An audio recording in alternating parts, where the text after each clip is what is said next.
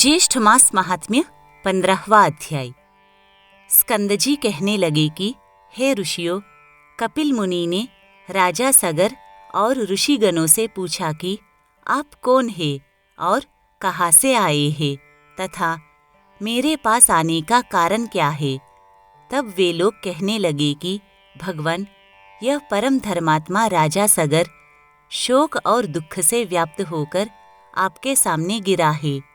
इस राजा के दुख का कारण आप सुनिए। यद्यपि आप अखिल के ज्ञाता हैं। हे प्रभु, इस राजा सगर ने अपने 60,000 पुत्रों से युक्त होकर अश्वमेध यज्ञ को आरंभ किया और इसने संग्राम में इंद्र को भी जीत लिया।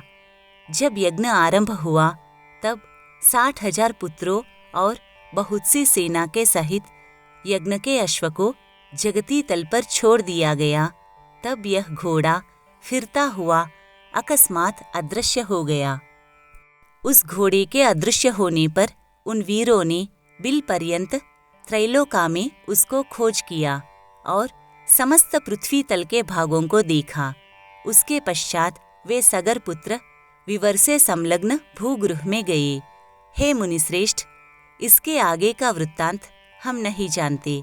इनकी बातें सुनकर समाधि के द्वारा सब समाचार जानकर कपिल ऋषि बोले कि हे ऋषियों, इस कर्म को गुप्त रूप से करने वाला इंद्र है।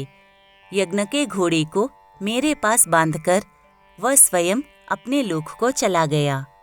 सगरपुत्र तथा राज्य मंत्री और अश्व के रक्षक मुझको चोर समझकर मुझे बांध दिया और मारने पीटने लगे। तदनंतर मेरी क्रोधाग्नि से सब सगर पुत्रादि जल गए। मैंने उनको जानकर भस्म नहीं किया।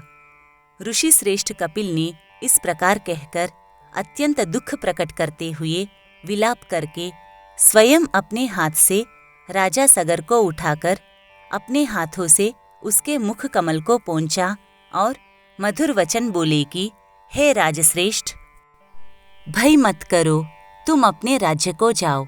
तुम्हारा 100वां यज्ञ मेरे वरदान से पूर्ण हुआ।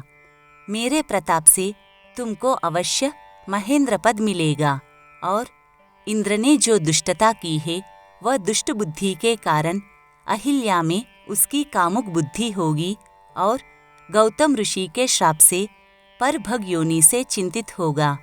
इस प्रकार राजा सगर को वर और इंद्र को श्राप देकर फिर राजा सगर से बोले कि राजन, तुमको एक प्रिय पुत्र की प्राप्ति होगी और उससे सत्या नाम की श्रेष्ठ पुत्री होगी और उनसे बड़ा शूरवीर तथा सत्य पराक्रमी पुत्र भगीरथ नाम से विख्यात सूर्यकुल का भूषण उत्पन्न होगा। वह शस्त्र और अस्त्र विद्या में कुशल, नीतिमान, सत्यवान और पवित्र आचरण वाला होगा। वह समस्त पृथ्वी को जीतकर अति दुष्कर तप करेगा। तप के प्रभाव से गंगा जी को स्वर्ग से अपने पितरों के उद्धार के लिए लाएगा।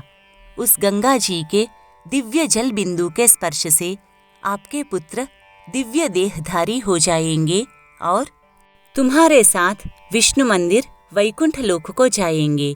पृथ्वी पर राजा भगीरथ से लाई जाने वाली श्री गंगा जी भागीरथी के नाम से प्रसिद्ध होंगी। महात्मा कपिल ऋषि के वचन सुनकर राजा सगर ने कपिल देव जी का ऋत्विजों के सहित पूजन किया और नमस्कार करके अपने नगर को आए। इसके पश्चात बड़े कष्ट के साथ कुछ समय बीतने पर एक अच्छे दिन मुहूर्त में सती सुभगा को पुत्र उत्पन्न हुआ। वह पुत्र अनेक गुणों से युक्त दूसरे जयंत के समान था। वशिष्ठ ऋषि ने आकर उस पुत्र का जातकर्मादि संस्कार किया। उसके जन्म के समय गोदान तथा अनेकों दूसरे दान देकर अन्य जनों को वस्त्र धनादि देकर प्रसन्न किया। 12वें दिन उस बालक का नामकरण संस्कार करके उसका नाम भगीरथ रखा और शुक्ल पक्ष के चंद्रमा की तरह प्रतिदिन वह बढ़ने लगा। उपनयन समय आने पर राजा सगर ने विधिवत अपने पौत्र का उपनयन संस्कार किया। वह राजपुत्र 16 वर्ष की आयु के पूर्व ही हाथी, घोड़ा, रथादि समस्त विद्याओं और कलाओं का पूर्ण ज्ञाता हो गया।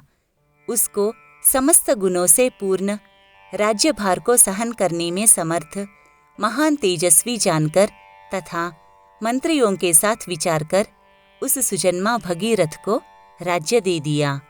राजा भगीरथ अपने पितामह का राज्य पाकर समस्त भूमंडल पृथ्वी का पुत्रवत पालन करने लगा।